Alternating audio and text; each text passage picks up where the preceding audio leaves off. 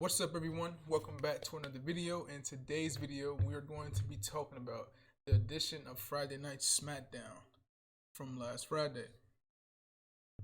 Now, this show was built pretty much around, well, not built, but carried by the progression of the Bloodline story.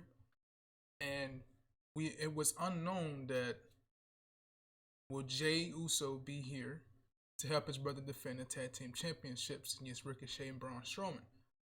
It ended up being that Jey was always going to be there to protect his brother. That was the theme of the show. That no matter what, Jey Uso got his brother's back. Right, as you expect he would. That's his twin brother. Why wouldn't he? Right? And I thought that the Bloodline story progression it's so good, man. It's just good based on the layers of this story and how the other characters interact with different characters within the Bloodline story. And on the screen here, you have Jey Uso and Sami Zayn, who hadn't seen each other since Roman Reigns and everybody else in the Bloodline attacked Sami after he hit Roman Reigns with the chair at the Rumble.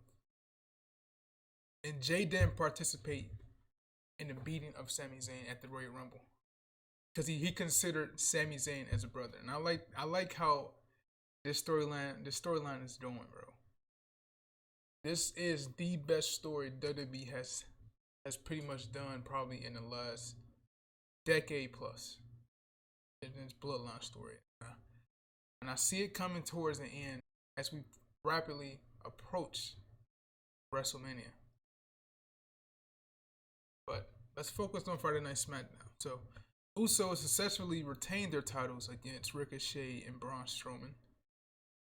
After the match, Jey and Jimmy were shown in the back talking about whether Jey will be in with the Bloodline or not.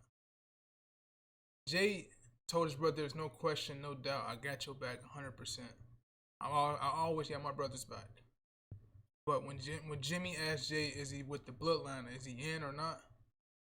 Jey simply told him he don't know. And during this conversation, you can see Paul Heyman hiding behind one of the pillars in the back, listening in on the conversation between Jimmy and Jey. So as Jey walks off, Paul Heyman comes behind Jimmy and asks him, "Is that your brother?" And he said, "Yeah." And then he asked him, did he say anything? Jimmy told Paul Heyman no, obviously lying to Paul Heyman. And we go to the next segment. So then, after that, we get this segment here with Sami Zayn and Jey Uso. And Sami Zayn telling Jey Uso that he knows more than anybody that he's been wanting Roman Reigns to go down for a long time. This goes all the way back to the pandemic shows and Main Event Jey. If you remember most of those shows, once pretty much the start of the Bloodline was between Jey and Roman, and Jey going after the Universal Championship and wanted to be the head of the table for the family. Sami was just saying how he knows that his abusive cousin, that Jey's abusive cousin, Roman Reigns, and how the Bloodline is crumbling and Roman Reigns has no one else really to turn to, really, besides the Wise Man and Solo Sikoa. And how that ever since Sami Zayn has left the Bloodline, everything is crumbling around Paul Heyman and Roman Reigns. Sami left. Jey has left. We don't know the outcome of that just yet. And he's proposing these questions of what do you think Jimmy's going to do? You think Jimmy's going to go with Roman, or he's going to go with his twin brother, who he shared the womb with? What do you think Solo is going to do once he finally fitches up to the plan of whatever the future of the Bloodline is going to be? And these are pretty good questions Sami Zayn is proposing to Paul Heyman. And Paul Heyman is always around his meal ticket. His meal ticket, if it ain't Brock, if it ain't CM Punk, it's Roman Reigns. So Paul Heyman is always around the guy with the championship, the guy who can bring in the most value to the company, or to him. So, but this fist bump right here solidifies that that Sami and Jey still has a bond. And we gonna see, man. We gonna see what happens in the coming weeks. In particular, at Elimination Chamber this Saturday.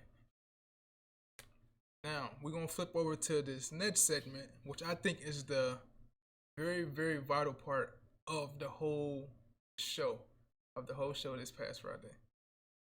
So we have this segment when everything is done, and at the end of the night, Paul Heyman walks up on Jimmy in the locker room, and he told Jimmy that he just get off the phone with the tribal chief. So one of the exact quotes that Paul Heyman said was, "I was on the phone with the tribal chief, and he wants to congratulate you and your brother on retaining the tag team titles, and that you are 100% that your brother is very loyal to you." And he told Jimmy, "Hey, this is an assignment from the tribal chief. He wants you guys to stay home.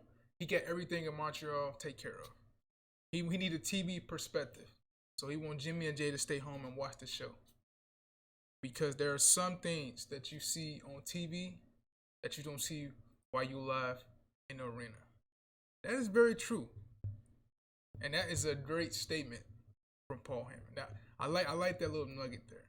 Because it's going to line up next week, well, on this upcoming edition of the Go Home show for Elimination Chamber, that Roman Reigns was watching everything that just happened this past Friday. So he watched that Jimmy Uso lied to the wise man, right? He watched the conversation Jimmy and Jay had, to where Jay was undecisive of whether he's going to stick with the Bloodline or not. He watched the conversation that Sami Zayn and Jay Uso had outside by the trailers about how Sami Zayn acknowledges Jay in this picture, leading to the fist bump. Everything that Sami said to Jay. So he's gonna talk about that fist bump verbatim come this edition of Friday Night Smackdown. So I like which way they're going. I want to see what's going to happen on the Go Home edition and what Roman is going to do. So this Bloodline story is progressing very, very well. At Elimination Chamber, I don't expect Sami to win. I don't know, man, if I expect Jay to come out there or not. I hear that it's rumored that they both are cleared to come to Canada. So I think there's just everybody saying it's a smoke screen. I would agree with that, by it being a smoke screen. But I can see them not appearing on Friday Night Smackdown just to further push the story down into Elimination Chamber. I can see that too. We'll probably get Solo, we'll get the Wise Man, and we'll get Roman on Friday this week coming up. But Jimmy and Jay won't be there. And I think they'll probably be there on Saturday. It's gonna suck, man, to watch Jay Uso beat up Sami and help Roman pick up the win and retain the title. But that's probably what needs to happen, so we can get those other matches we're going to look forward to at WrestleMania. So I just wanted to throw that out there. There's so many layers to that statement that Paul Heyman threw out there at the end of Friday Night Smackdown. And I honestly think it's more avenues they can go down with this whole story. With Jay Uso not even showing up at the Chamber to help Sami Zayn, but ultimately to get to the tag team match at WrestleMania, you have to have Jay Uso interfere in the match, help Reigns pick up the victory and retain the titles. And then they beat up Sami Zayn at the end. And then this is hallmark for Kevin Owens, who we haven't seen since the Royal Rumble, to return in his home country of Canada. So you have him and Sami in their home countries of Canada getting the upper hand on the Bloodline, sending everybody home happy. So this Elimination Chamber is going to be a heavy-centric Canada show. So I can't wait to see it. Predictions will be coming up soon. I'll probably record Wednesday and drop it Thursday. So I'll try to get my brother on so we both can do that.